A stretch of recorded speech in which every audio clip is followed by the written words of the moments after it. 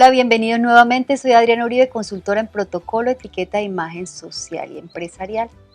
En la charla de la vez pasada habíamos hablado sobre los orígenes de la etiqueta en la mesa en la Edad Antigua. Habíamos hablado que los egipcios, inclusive antes los cavernícolas, que los griegos y los romanos nos habían dejado innumerables normas que todavía se utilizan. Habíamos hablado también que la evolución va dependiendo de cómo evoluciona también esa sociedad. Hoy vamos a tratar el tema de la Edad Media.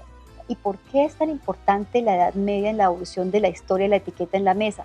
Porque es ahí donde surgen la mayoría de normas que originalmente se crearon. ¿Y por qué se crean esas normas? Se crean básicamente por la poca higiene que había, por el hecho de que también habían pocos elementos en la mesa y que necesitaban unas reglas para poder compartir esos elementos de una manera higiénica. Adicionalmente, porque existen clases sociales. Recordemos que en la Edad Media se crea todo lo que tiene que ver con los feudos. Entonces esos señores feudales empiezan a categorizar la gente. Entonces tenemos el pueblo, tenemos a los feudales y tenemos obviamente a los monarcas, estas casas reales, y cada uno de esos va haciendo reglas para diferenciarse. Entonces por eso nacen esas normas. ¿En qué momento empieza la Edad Media? Cuando se acaba la Edad Antigua, año 476, después de la caída del Imperio Romano en Occidente, hasta 1492, año cuando es descubierta América por Cristóbal Colón. Entonces, en ese periodo de la Edad Media vamos a encontrar varias cosas. Primera cosa, el hecho de alimentarme era algo supremamente íntimo.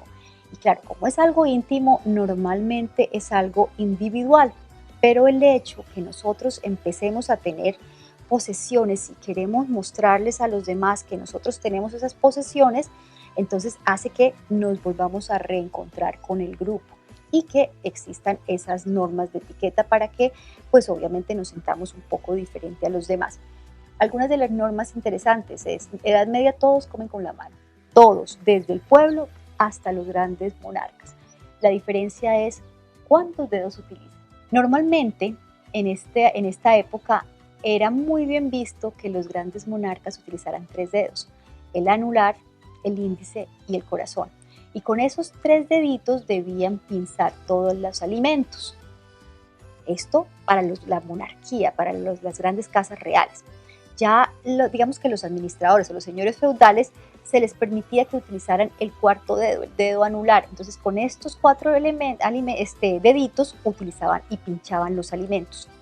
Y por último el pueblo también comía con la mano, pero utilizaba todos los dedos. Con eso entonces vamos a ver la variación entre las diferentes clases sociales. Solamente con el tomar los alimentos con la mano de acuerdo a la cantidad de dedos que utilizamos. Fíjense que normalmente también lo vemos hoy día, o sea, no es lo mismo comerse usted un trozo de pan con 3 deditos a comérselo con la mano completa. También todavía siguen vigentes algunas de estas normas que empezamos a encontrar en la Edad Media. ¿Qué encontramos también? Encontramos, y esto en mesa pueblo y grandes, digamos, casas reales, encontramos una fuente central. Esta fuente central era la que tenía los alimentos, fueran pocos o fueran muchos, pero era lo que tenían.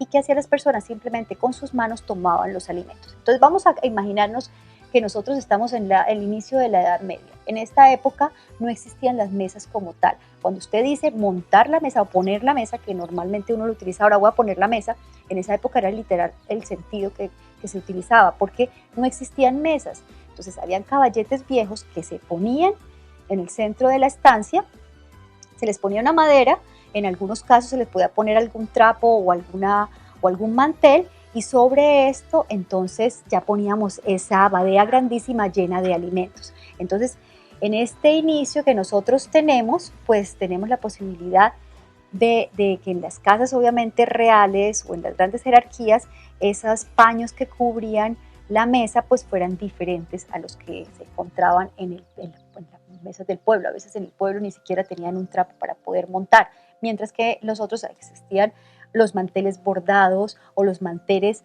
con colores que también hacían que fueran diferentes esas mesas. Bueno, ¿qué más encontramos en la Edad Media? Cubiertos. Sí existen cubiertos como tal, pero no para utilizarlos de la manera como nosotros normalmente los estamos utilizando ahora. Entonces, tenemos un fusículo que es un trinche de dos puntas, y lo que hacemos con esto simplemente es tenerlo en el centro de la mesa para trinchar. O en las grandes casas reales tenían trinchador real. El trinchador era un criado que se encargaba de tomar los alimentos, trincharlos y cortarlos con un cuchillo afilado para podérselos entregar a los comensales. Entonces, al inicio de la Edad Media le entregábamos a cada uno esos trozos de carne, porque normalmente se manejaba mucho la proteína. Vuelvo otra vez a lo mismo. Las clases pobres no tenían acceso a lo mismo o al mismo tipo de comida que tenían los grandes señores feudales o los grandes señores en las casas reales. El señor feudal era el único que tenía permiso para cazar y para consumir esos alimentos. Los criados debían cazar y llevarle los alimentos al señor feudal, pero ellos no podían consumirlos. Entonces, en esta Edad Media, estos trinchadores le entregan las lascas de carne, pero estas personas que están sentadas en la mesa no tienen dónde ubicarlos. ¿Qué se les da? Trozos de pan. Y aquí el pan empieza a volverse bastante interesante. A mí me parece interesante contarles que en la época de los griegos existían unos trozos de pan, la pomegaglia, que utilizaban para limpiarse las manos. Fueron la primera servilleta. Aquí también utilizamos trozos de pan, y estos son para que sean como si fueran los platos. Y lo que hacemos también es comunal. Tenemos una fuente comunal, pero también tenemos unos platos comunales que son estos trozos de pan, donde me van poniendo las viandas que en algunos casos tienen salsas. Entonces yo comparto. Algo curioso es que de ahí nace la palabra compañero, y es basado en ese pan que yo estoy compartiendo, donde estamos poniendo la comida, tanto él como yo. Yo les decía anteriormente que existen muchas reglas de la etiqueta en la mesa que surgen de eso, porque como era todo comunitario, pues obviamente las normas de higiene debían ser un poquito más elevadas que normalmente, porque es que estamos hablando que yo, si escupo sobre el pan, pues estoy también dañándole la comida a la persona que está al lado mío. Entonces es importante eso. Ya para la época de 1200, del año 1200, ya se da la posibilidad de las mujeres que se sienten en las mesas y en los banquetes. Entonces este compañero podía ser la persona que estaba sentada a mi lado, podía ser mi señora o mi esposo. Entonces compartíamos nosotros ese pan.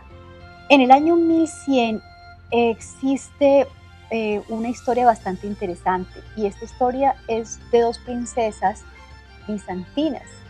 Ellas traen a la corte europea el primer tenedor, que normalmente no existía.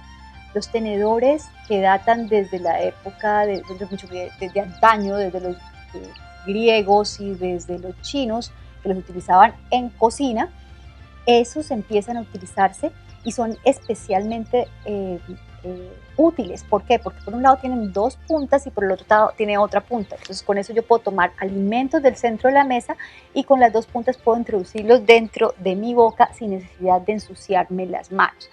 Entonces la princesa Teodora, que se casa con el duque de Venecia, dice: a mí me interesa mantener mis manos limpias. Una persona que estaba digamos que estaba catalogada como una mujer muy elegante, una mujer muy fina, que de verdad que apreciaba mucho lo que tenía que ver con la estética. Y entonces, amante de las joyas, entonces manda a fabricar esos pequeños tenedores en oro, en plata, y llenos de joyas y de perlas y demás. Resulta que existe un cardenal, el cardenal San Pedro de Damiano, que ve eso y le parece terrible. ¿Por qué le parece terrible?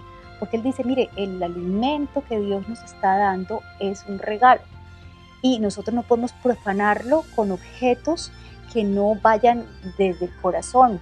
Entonces, el hecho de tener joyas para poder utilizarlas, para poder consumir los alimentos, hacen que esto sea pecaminoso. Entonces él empieza a prohibirlo, y además por su forma, que parecía el instrumento donde normalmente tenían las fotos del demonio. Entonces eso hace que se satanice el primer tenedor.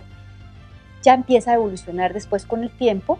Empiezan, sobre todo en Italia, es muy importante el uso del tenedor. ¿Por qué? Porque recordemos que ellos consumen pasta, y un tenedor consumido con pasta es muchísimo más fácil de comer. Entonces por eso también lo vuelven parte de. Ya eso empieza después a evolucionar, pero en este caso tenemos este inicio del tenedor, que no se llama sino hasta 1200 no se les llama tenedor. Y en este momento tenemos también el uso de la cuchara, aunque en algunos de los libros de etiqueta de la época dicen que la cuchara es un elemento vulgar. Entonces, que en lo posible trate usted de no utilizar esa cuchara. El cuchillo, sí, se utiliza el cuchillo. Recordemos que pues cada uno de los caballeros tiene su daga, y con esta daga, entonces, en las reglas de etiqueta de esa época, la idea era que usted recibía el alimento, lo tomaba con la mano y lo podía partir con su propia daga. Entonces esas dagas o esos cuchillos eran personales, cada quien los llevaba al convite o al banquete. Normalmente, si yo era una persona acaudalada, con mucho dinero, con mucha riqueza, pues mi cuchillo tenía un mango de especial con oro, con plata, con joyas o con otros materiales diferentes a los que en el pueblo podíamos encontrar de madera o de piedra. Entonces, esto es un escalafón especial. Inclusive las mismas mujeres tenían unas pequeñas bolsitas que colgaban al cinto y ahí guardaban su cuchillo que utilizaban en esos banquetes.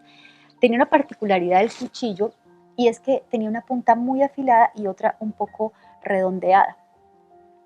Pero la parte más afilada y más, digamos, filuda, era utilizada, entre otros, para limpiarse los dientes en el banquete.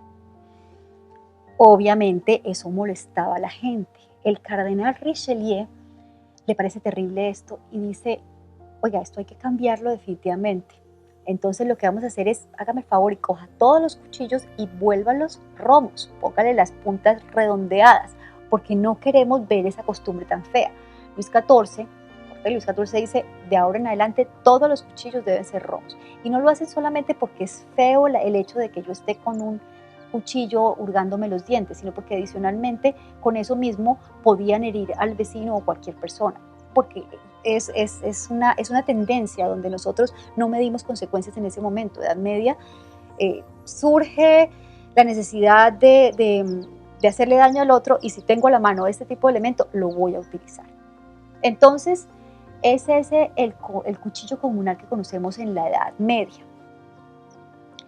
Respecto a lo que tiene que ver con el mantel, como les decía originalmente, en casas reales existen, en las otras casas no. Teníamos la posibilidad inicial de tener dos manteles, uno sobre otro, y el segundo era para limpiarse las manos. Entonces tenemos como una especie de servilleta comunitaria. En otros casos existe información que nos dice que encontramos unas telitas o unas telas que llevaban los criados por todo el salón. El criado de mayor, digamos de mayor abolengo, se lo montaba sobre el hombro, y los criados normales se los montaban sobre el brazo izquierdo. De ahí viene el lito que nosotros conocemos, que los meseros normalmente utilizan pues para sus labores de etiqueta y servicio en la mesa. Esta es la primera servilleta que encontramos, bueno, la primera no recordamos la Pomegadlia, después recordemos la de los romanos, que también hablamos en la charla anterior, donde nos acostamos, la napa, que es la servilleta grande, larga, donde nos acostamos sobre el triclinio, y el sudarium, que es con la que nos limpiamos las manos. Ahora viene otra servilleta que es bastante divertida, y es un conejo. En la corte de Ludovico Sforza se les ocurrió que era una buena manera anudarle las paticas a un conejo vivo y ponerlo debajo de la mesa para que los comensales se pudieran limpiar en él. Entonces llega su jefe de protocolo en esa época, que empieza a trabajar ahí, que es Leonardo da Vinci, un polifacético. Ustedes no se imaginan cómo incursionó en el arte del entretenimiento, porque él empezó en ese campo, y cómo empieza a crear entonces una normatividad donde dice, quiten esos conejos por favor y utilicemos estas telas que son comunitarias. Ya después eso empieza a evolucionar la servilleta, pero originalmente empieza desde ese punto de vista. ¿Qué cosa hay interesante también en la Edad Media? Que como tenemos normas, esas normas, la mejor manera para enseñarlas es escribirlas y compartirlas. Entonces encontramos un montón, un sinnúmero de libros que están, desde en 1200 encontramos el manual del clérigo, Encontramos el manual que les estaba hablando de Leonardo da Vinci, encontramos en numerosas culturas diferentes libros y todos apuntan a que si yo me comporto bien en una mesa, pues obviamente las demás personas me van a ver digamos que van a tener una idea de quién soy yo o qué hago yo diferente. Entonces eso es bastante interesante. Fíjese que inclusive hay una anécdota divertida porque algunos alimentos se podían comer con las manos, otros con cubiertos, y en algún caso especial en esta época se le hizo como una trampa a una persona que quería presentarse como si fuera un gran caballero, y esta persona estaba consumiendo los alimentos, tratando de comerse una aceituna con un tenedor. Entonces inmediatamente todo el mundo se dio cuenta que no era eh, una persona de gran nobleza porque no conocía desde antes esa información. Entonces, tenemos estos manuales que se le enseñan a los niños desde muy pequeñitos. ¿Para qué? Para que sean diferentes. Entonces, con eso logramos que la gente empiece a volverse educada. ¿Qué otras normatividades encontramos también? Encontramos, y en este caso de Leonardo da Vinci hay algo bastante interesante. Resulta que Leonardo da Vinci hablaba en algún momento que pues las normas de verdad que son bastante curiosas. Yo no debo acostarme encima del plato, yo si voy a comer comida del plato de mi vecino, debo tomarla, pero con permiso, no debo limpiar mi cuchillo con mi vestido ni con el de mi vecino. O sea, son cosas que a uno se le salen de la cabeza, pero que normalmente existían. Es más, hay un apéndice en esa obra donde dice que si yo quiero aprender a tener el protocolo ideal para asesinar a alguien, pues es muy fácil. Entonces, si yo quiero asesinar a alguien durante un banquete, simplemente, normas así hablan, siéntese al lado de él y trate de ser lo más discreto posible, que nadie se dé cuenta que usted esté asesinando a la persona. Cuando lo asesine, que no sea muy escandaloso, trate de que no haga mucho ruido porque la gente se incomoda y va a cambiar el ambiente. Y lo importante es que usted pueda eliminar el cuerpo rápido, porque hay gente que se puede indigestar de ver ese tipo de escenarios. Entonces, aquí de verdad que tenemos bastantes normas divertidas, interesantes. Se me escapan algunas, la verdad, pero la verdad son muchísimas y muy interesantes. Ya empiezan, esto sí me parece importante compartírselos. Recuerden que aquí empiezan a encontrar el momento, y esto a nivel de político, dónde o a quién yo debo asesinar. ¿Cómo lo debo asesinar? Pues encontré algo muy interesante que se llaman venenos. Entonces era muy común encontrar los venenos en la mesa, en los alimentos, en las bebidas. ¿Y cómo hacíamos nosotros para tener la posibilidad de saber si yo que iba a ser envenenado o no? Pues entonces simplemente surge la idea del brindis. Este brindis, recordemos que ellos toman los alimentos, las bebidas, en unas copas de metal. Estas copas de metal, si yo la choco fuerte y el líquido que tengo dentro de mi copa le cae al líquido de la copa con el que estoy chocando y se mezclan los fluidos, muy seguramente si está envenenada mi copa, esta persona va a morir. Entonces, por eso surge el hecho del brindis, y es un brindis fuerte para que haya intercambio de líquidos. Esto por la época de los envenenamientos tan comunes. Por eso también existía el probador real, que era una persona que se encargaba de probar toda la comida que se le traía al rey, y adicionalmente era una persona que tenía que besar la servilleta y besar el pan donde le iban a poner los alimentos. Es bastante interesante esta época. Bueno, recuerden que existen muchas cosas que empiezan a evolucionar. Muchas de estas normas que estamos hablando se han eliminado, pero otras todavía se imponen y se manejan de la misma manera o inclusive de una manera similar. Recuerden, soy Adriana Uribe, creando estilo. No olviden seguirme. Tenemos para la próxima una charla bastante interesante, y es lo que tiene que ver con el periodo moderno, con la época del Renacimiento. Después, bueno, digamos que son las partes tardía de la Edad Media. Y esto nos hace ya acercarnos cada vez a esas normas de etiqueta que tenemos actualmente. Recuerden suscribirse, darle clic a la campanita para que cada vez que llegue un nuevo video, ustedes sean los primeros en estar enterados. Mil bendiciones y mil gracias por estar nuevamente conmigo.